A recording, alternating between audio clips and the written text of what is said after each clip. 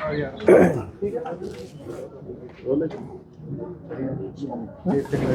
निकल बताइए। ओहो, स्वास्थ्य कैसा है आपका? बढ़िया। स्वास्थ्य की बात ही करेंगे। सर, आज विधानसभा में महत्वपूर्ण मामला उठा है राइट टू हेल्थ का, और काफी हंगामा भी हुआ, और ये स्पष्टीकरण नहीं जा रहा अभी तक कि इसको लागू करेंगे कि नहीं करेंगे क्या?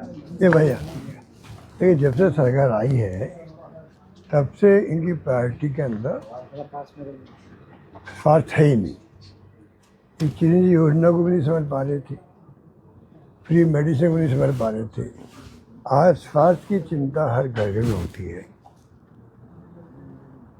और हर गांव तक होती है। ये समझ के परे कि फ्री मेडिसिन, फ्री जांचें और फ्री इलाज, फ्री ऑपरेशंस, ये हिंदुस्तान में 25 लाख का बीमा किसी राज्य में नहीं है और शायद दुनिया में भी नहीं हो कि जो फ्री इलाज, कैशलेस इलाज हो, कैशलेस।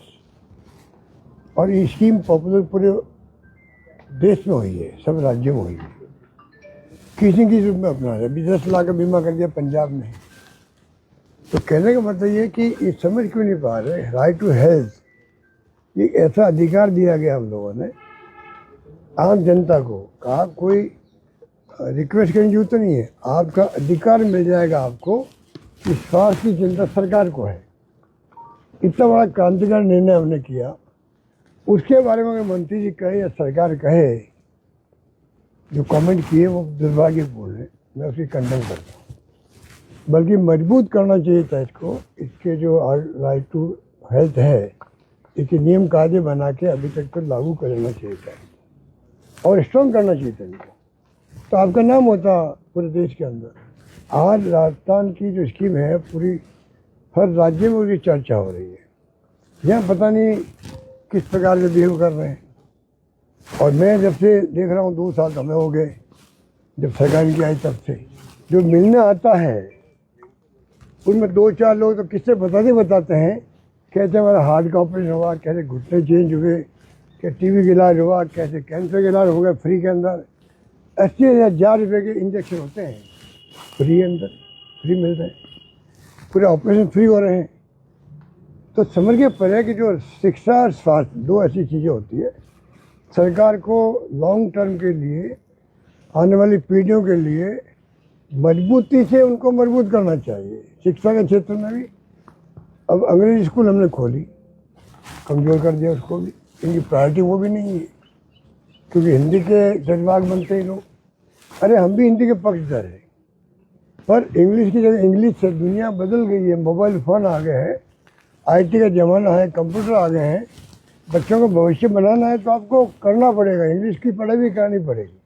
कोई प्रायोरिटी नहीं है, तो इसकी प्रायोरिटी में कुछ है ही नहीं। ना सिंचाई, ना पानी, ना बिजली, ना शिक्षा, ना स्वास्थ्य, ना सड़कें। हमारी योजनाओं को कमज़ोर कर दें। अब कितनी मैं गिनाऊँ आपको मालूम है। अन्नपूर्णा किट योजना थी, अगर फ़ोटो लगी हुई थी मुख्यमंत्री के रूप में मेरी, हटा देते आप, भजनलाल की फ़ोटो लग जाती। स्कीम को बंद क्यों किया, मैं पूछना चाहता हूँ। हर क्षेत्र में, हर शहर में, गाँव के अंदर इंदिरा रसोई थी। कितने लोग खाना खाते थे, मजदूर थे या हॉस्टल में वाले विद्यार्थी थे, आम नागरिक थे, गरीब लोग थे। कमज़ोर कर दिया, ठप पड़ा है स्कीम को। अनेकों योजना ऐसी है जो ठप पड़ी हुई है। क्या बताएं, ट्रैफिक जाम हो रहा है जयपुर के अंदर, और जो हमने वो बनाया इनका कोचिंग हब, 100 करोड़ रुपये लगे होंगे, वो बड़ा ख़राब हो रहा है। तो कहने का मतलब है कि सरकार जो है 2 साल बनाम 5 साल की बातें करती। अब किसने इनको पर्ची पकड़ा दी, मुख्यमंत्री जी को किसने ब्रीफ कर दिया, 2 साल बनाम 5 साल। अरे हमारे तो 1.5 साल तो निकल गया, कोविड के अंदर निकल गया हमारा। तब भी हमने जो योजना बनाई 5 साल। हमारी सरकार के हालात आप देख रहे हो क्या हुआ था। सरकार ज़्यादा बची थी हमारी सरकार, तो वो भी एक इतिहास बना। कर्नाटक चला गया, मध्य प्रदेश चला गया, महाराष्ट्र चला गया, गोवा चला गया। हमने प्रधानमंत्री मोदी जी के और अमित शाह जी के मंसूबों को ध्वस्त कर दिया हमने राजस्थान के अंदर।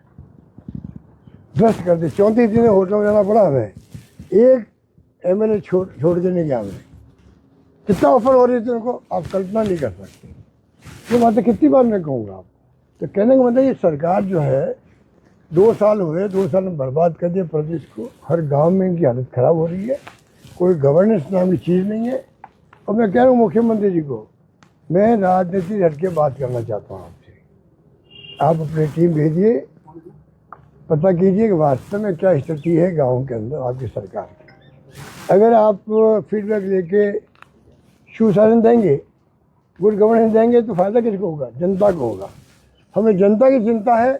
अगर आपकी सरकार अच्छी चले, सुशासन हो, करप्शन नहीं हो, फायदा किसको होगा? जनता का होगा। तो क्या हम ड्यूटी नहीं है कि विपक्ष वालों की कि जनता के हित की बात हम करें? धन्यवाद। लोकसभा